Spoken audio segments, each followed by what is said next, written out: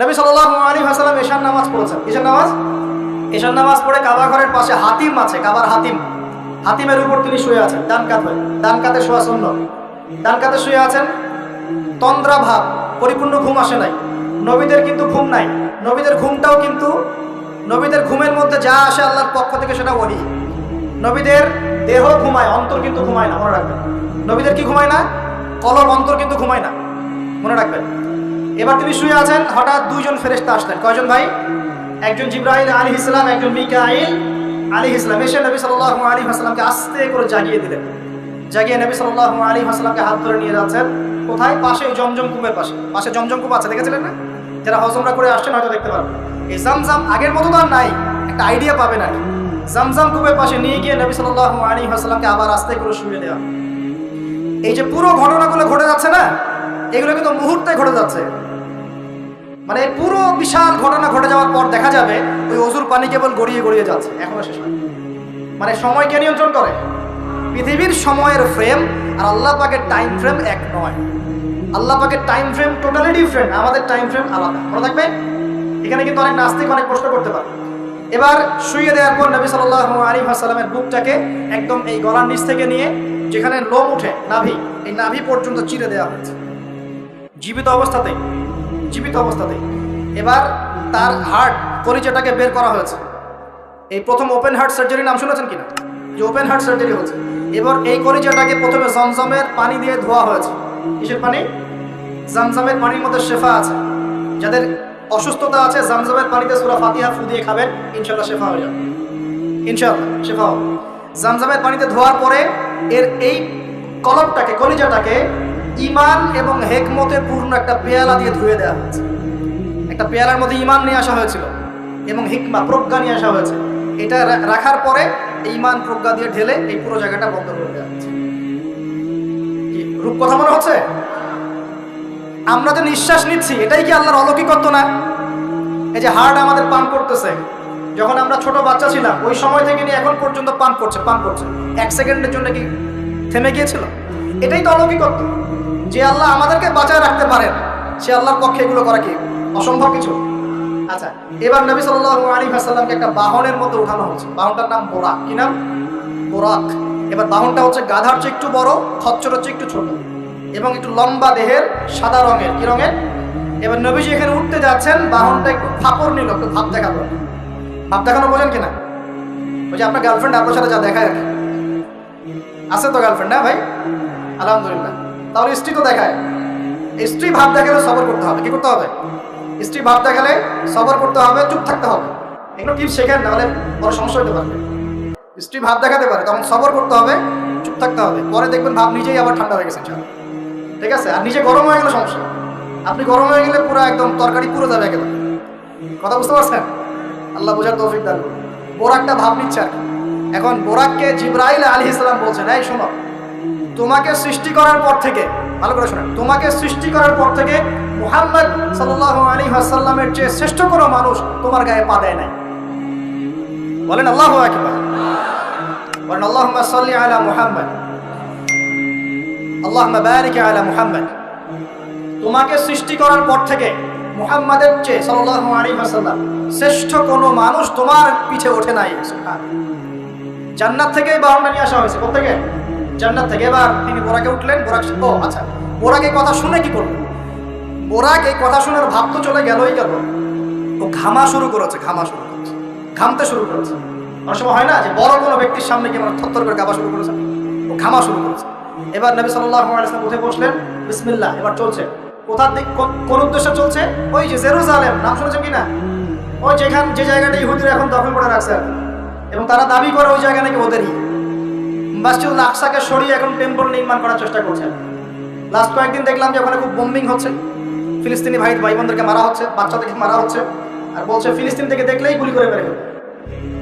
ওরাই তারা, আমি তো বারবার বলি, আপনারা বিশ্বাস করেন না অনেকে, এরাই তারা যারা দাজ্জালকে অনুসরণ করবে, দেখে নিয়ে সামনে, এবং এদেরকে নিয়ে দাজ্জাল বিশ্বটাকে শাসন করবে। বিশ্ব কেউ একা শাসন করতে পারে না, অনুসারী লাগে। এরাই তাদের অনুসারী, যারা বিশ্বের বড় বড় ডিপার্টমেন্ট এখন নিয়ন্ত্রণ করছে। ঠিকই, অবশ্যই নিয়ন্ত্রণ করছে, ভিতরে আপনারা বুঝতে পারছেন। এবার ওই দিকে ছুটলো বোরাক। কিভাবে ছুটলো? নবীজি বলছেন সাল্লাল্লাহু আলাইহি ওয়াসাল্লাম, আমাদের চোখের সীমা যতদূর পর্যন্ত যায় বোরাকের একটা পাই ততদূর পর্যন্ত যাচ্ছে। কখনো সূর্যাস্ত দেখেন নাই? কতদূর পর্যন্ত তাকানো যায়? ওই যে সূর্য ডুবছে অতদূর পর্যন্ত বোরাকের একটা পা চলে যাচ্ছে। নিঃসন্দেহে আলোর বেগের চেয়ে বেশি বেগে যাচ্ছে সে। যদি যারা ফিজিক্স পড়ছেন, এই যে অ্যাস্ট্রোনমি নিয়ে পড়াশোনা করছেন, আপনারা তো জানেন আলোর বেগের চাইতেও যদি দ্রুতগামী কোনো বাহন আবিষ্কার করা যায় তাহলে সময়ের চেয়ে বেশি দূরে যাওয়া যাবে না? যাওয়া যাবে।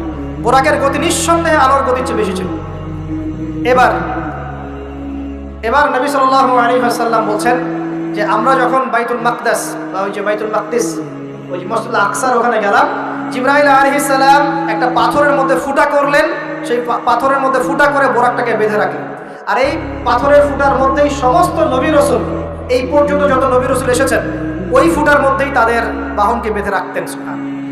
এবার নবীজি মসজিদে ঢুকলেন, ঢুকে দেখছেন একজন মানুষ নামাজ আদায় করছেন, একটু লম্বা গরনের, ছিপছিপে দেহ, লম্বা চুলগুলো কোকড়ানো কানের লতি পর্যন্ত। মনে থাকবে?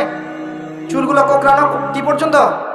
তোমাদের মতো ছেলা নয়, ডান বাম, কানের লতি পর্যন্ত চুল, ছিপছিপে দেহ, লম্বা, শানুয়া গোত্রের মতো। নবীজি বলছেন অনেকটা শানুয়া গোত্রের মানুষের মতো। শানুয়া গোত্র কারা একটু দেখে নিবা অনলাইনে। এখন নবী সাল্লাল্লাহু আলাইহি ওয়াসাল্লাম জিজ্ঞাসা করছেন উনি কে? জিবরাইল আলাইহিস সালাম বলছেন উনি হচ্ছেন নবী মূসা আলাইহিস সালাম। আল্লাহ পাক কিভাবে এটা করলেন আল্লাহ ভালো জানেন, এটা আমরা ব্যাখ্যা করতে পারবো। নবী মূসা আলাইহিস সালাম নামাজ পড়ছেন, আরেকজনকে দেখলেন তার গড়ন কিছুটা মাঝারি ধরনের, চুলগুলো হচ্ছে সিল্কি মানে স্ট্রেট চুল, লম্বা এবং সোনালী রঙের। কি রঙের? সোনালী। এবং গায়ের কালারটা হচ্ছে সাদা এবং লালের মিশ্রণে গঠিত। নবীজি জিজ্ঞাসা করলেন উনি কে? তাকে বলা হচ্ছে উনি হচ্ছেন নবী ঈসা আলাইহিস সালাম। এবার নবী সাল্লাল্লাহু আলাইহি ওয়াসাল্লাম সমস্ত আম্বিয়া কেরামের সামনে চলে গেলেন এবং সমস্ত নবীদেরকে নিয়ে 2 রাকাত নামাজ পড়লেন। নবীদের ইমামকে?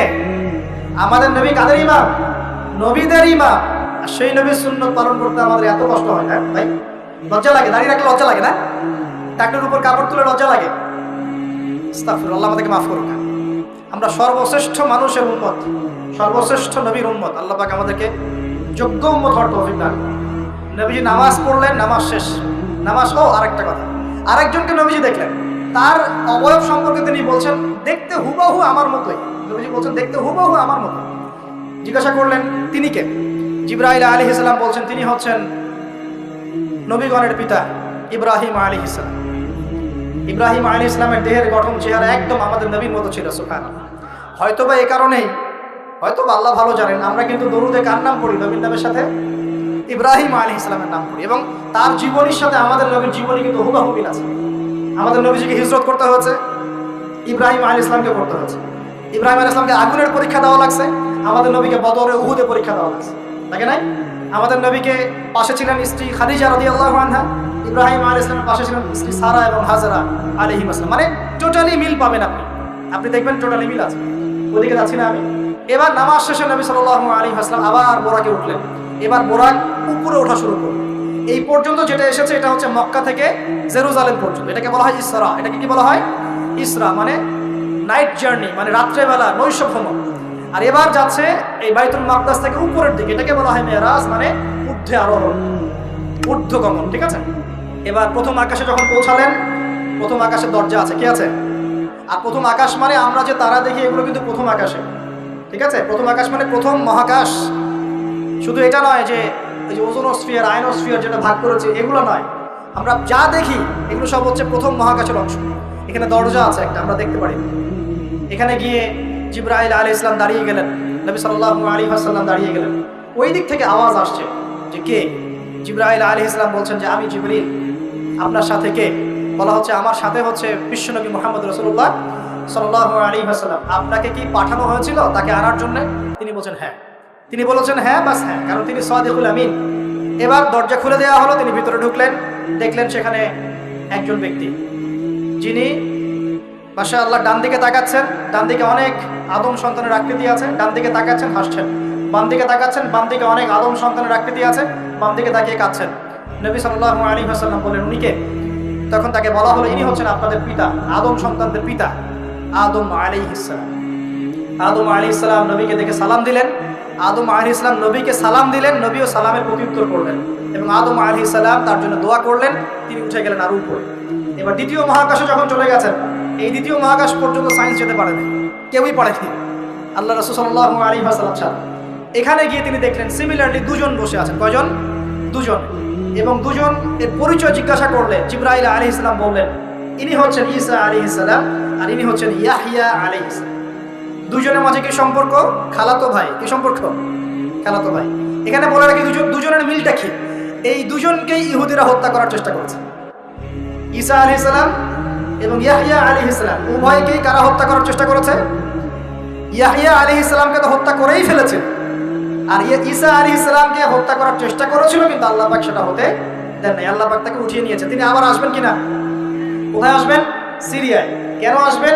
কারণ তিনি এই পৃথিবী থেকে দাজ্জাল এবং তার সমস্ত বাহিনীকে মেরে ফেলবেন ইনশাআল্লাহ, এবং প্যালেস্টাইন থেকে সারা বিশ্বে 40 বছর রাজত্ব করবেন ইনশাআল্লাহ। এটা হবে কিনা? বিশ্বাস আছে তো ইনশাআল্লাহ? এটা হবে ইনশাআল্লাহ। এরপর সামনে যান, তৃতীয় আসমানে উঠলেন। সেখানে দেখছেন একজন ব্যক্তি যাকে এই পৃথিবীর অর্ধেক সৌন্দর্য দেওয়া হচ্ছে। নবীজি বললেন তিনি কি এত অপরূপ সুন্দর? তখন নবী সাল্লাল্লাহু আলাইহি ওয়াসাল্লামকে বলা হচ্ছে তিনি হচ্ছেন ইউসুফ আলাইহিস সালাম, যাকে এই পৃথিবীর অর্ধেক সৌন্দর্য দেওয়া হয়েছে। আমরা সূরা ইউসুফ পড়ি আর মনে করি এটা হচ্ছে ইউসুফ জুলাইখার ঘটনা, তাই না ভাই? আসলে এখানে প্রেম কাহিনী কার? এখানে প্রেম কাহিনী হচ্ছে ইউসুফ আলাইহিস সালাম এবং তার বাবা। ভালো করে পড়ে দেখবেন, এখানে বাবা এবং ছেলের মহব্বতের কাহিনী বর্ণিত হচ্ছে। আর ইউসুফ আলাইহিস সালামের বাহ্যিক সৌন্দর্য নিয়ে আমরা কথা বলি, তার বাহ্যিক সৌন্দর্যের চাইতে তার চরিত্রের সৌন্দর্য ছিল 1000 গুণ বেশি।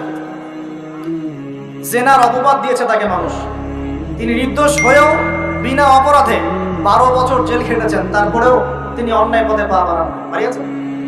আল্লাহ পাক আমাদেরকে বোঝার তৌফিক দান। আরো উপরে উঠলেন, চতুর্থ আসমানে উঠে দেখছেন এখানে আরেকজন একইভাবে আছেন, তার নাম হচ্ছে কি বলেন?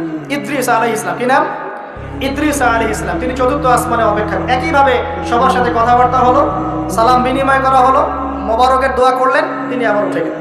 পঞ্চম আসমানে উঠে তিনি দেখছেন ওই ইচ্ছে নবী মুসা আলাইহিস সালাম। কোন নবী? নবী মুসা আলাইহিস সালাম। সবাই সালাম দিচ্ছেন, একইভাবে কথাবার্তা হচ্ছে। ষষ্ঠ আসমানে উঠে দেখছেন হারুন আলাইহিস সালাম, মুসা আলাইহিস সালামের ভাই, মনে আছে? হারুন আলাইহিস সালাম, যিনি ফেরাউনের কাছে দাওয়াত নিয়ে গিয়েছিলেন, মুসা আলাইহিস সালামের সাথে ছিলেন। সপ্তম আসমানে উঠে তিনি দেখছেন একজন ব্যক্তি যার চেহারা একদম নবীর মতোই। বাইতুল মামুর নামে একটা জায়গা আছে, এই জায়গায় হেলান দিয়ে বসে।